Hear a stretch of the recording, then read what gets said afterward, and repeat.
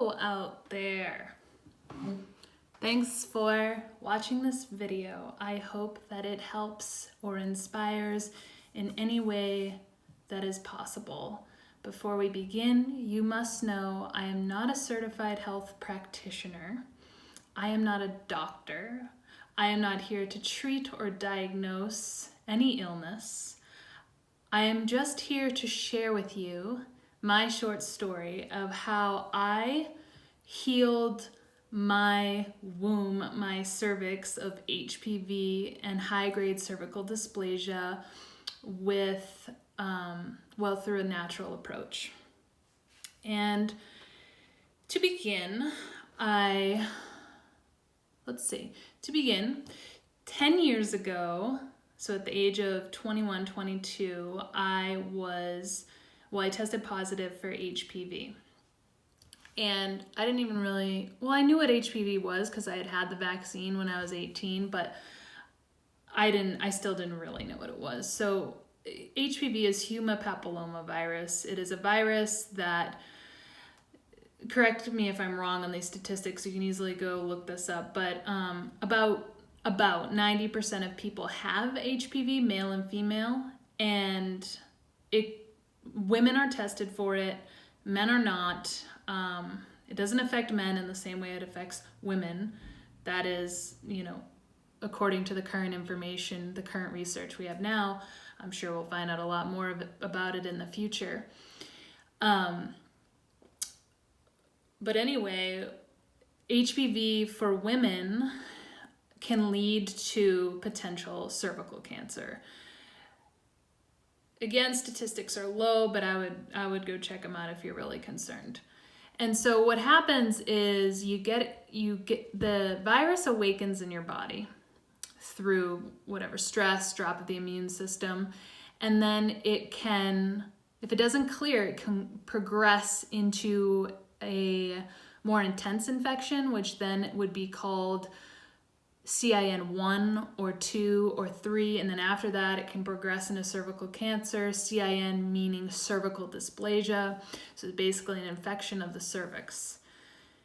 Now this occurs, they say, through a very slow progression of time, like to actually get the virus and then for it to progress into cervical cancer can take anywhere from 5 to 10 years. So still scary. Anyway, so when I tested positive for it at 22, they wanted to do a colposcopy, which is what they normally do, and that's when they go into your cervix, take a biopsy of it so that they can look at the cells of your cervix to see if anything appears abnormal.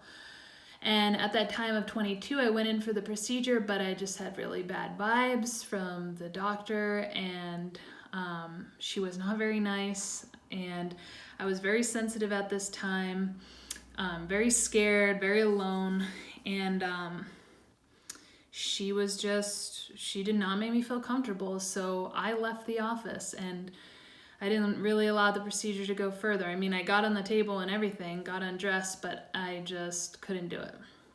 So during this time period, it's important for you to know, I was not very healthy. I was very malnourished and smoked these little cigars every day, and I had an eating disorder, and I had just got back from India where I was for a few months, and I got really, really sick there, so my immune system was under some stress. So it made perfect sense for this virus to come out and show itself. But anyway, I didn't go back to get another pap smear for maybe 3 years, which I do not advise. It's not a good thing to do. It's sketchy, especially with the numbers that we know of people having HPV and what it can lead to. So you might as well get checked every year. So I didn't go back for 3 years. And then when I went back, I'm not sure if they actually tested for HPV. I thought that they automatically did, but found out recently that if you never tested positive for HPV or they don't have a record of it, they might not actually test you for it. So you could have it. So you gotta maybe just make sure they're testing you for it. And anyway, I thought I tested negative all the way up until now. Now I'm 32.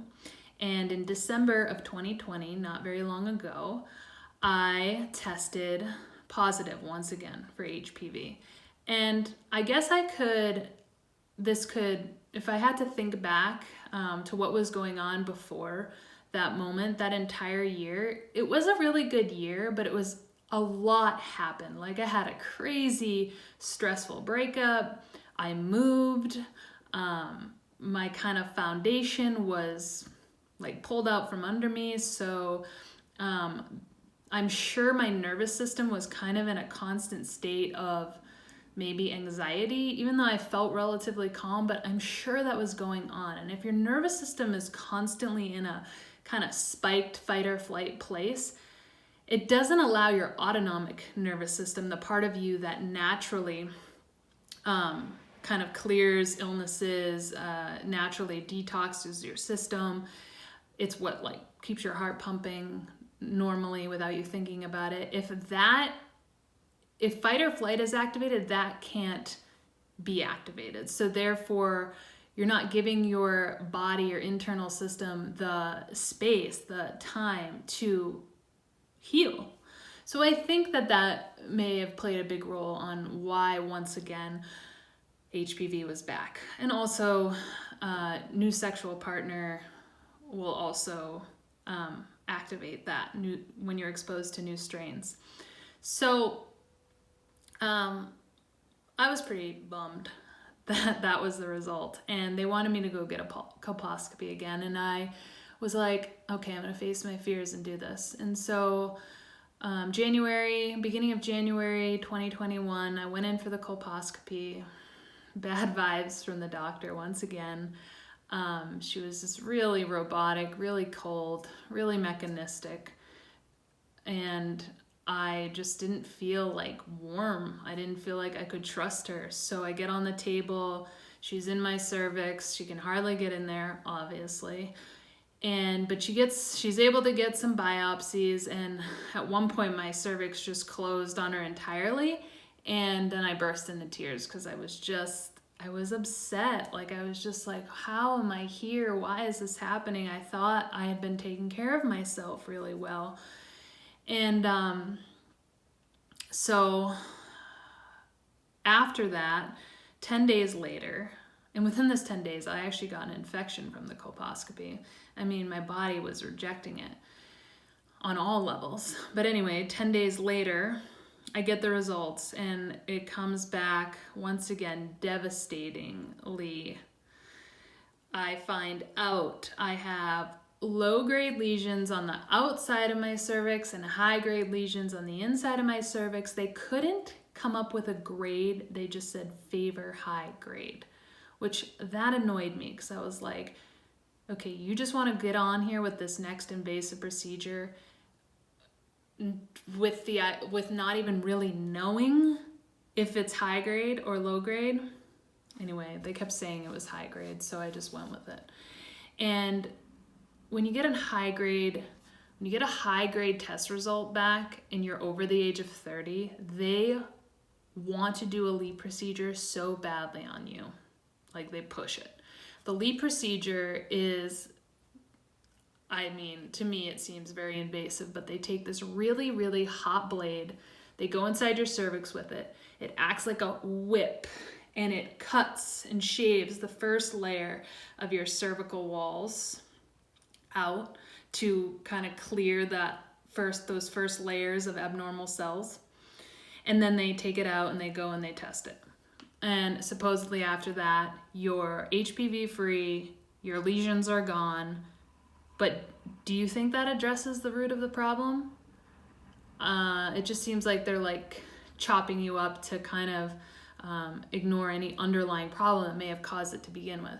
So when I read about women who had the LEEP procedure, this procedure, or this, the HPV came back and they had to get the procedure again and again and again. And it can lead to sterilization, miscarriages, just scarring inside the cervix.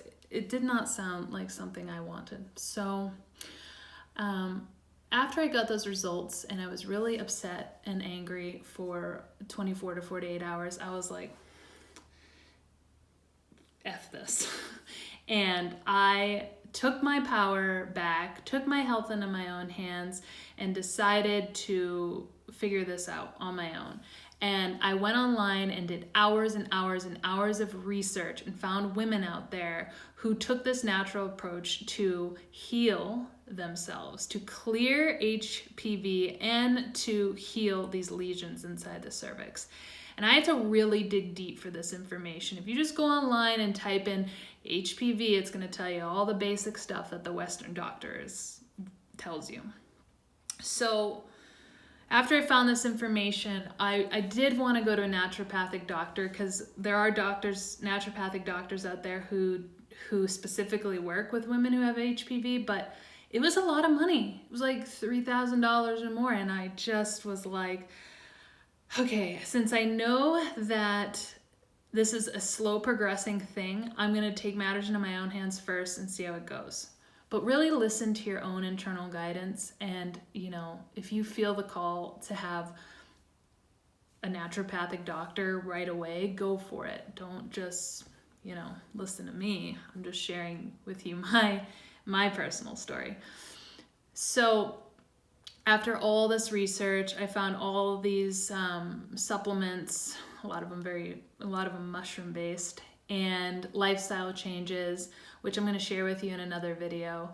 And so I integrated these into my life, and within 3 months, I went back for a PAP, and 3 months later, and I actually wasn't supposed to till 6 months later, but I went early on a whim. I had something weird happen, so they went and did the pap smear, and 5 days later I got the results. So this wasn't very long ago. This was end of April of 2021, and test results, HPV came back negative, lesions were cleared. They said come back in a year.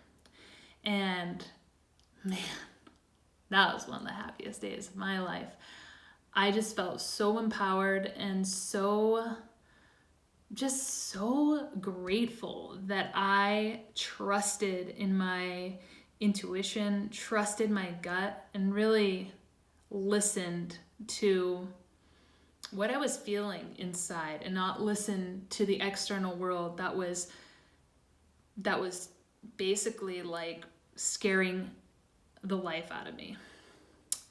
And so yeah, I wanted to share with you that story. And if you have any questions, please ask. You can comment at the bottom of this video, and I'm going to make a second video soon to just share with you more details about the supplements and the lifestyle changes.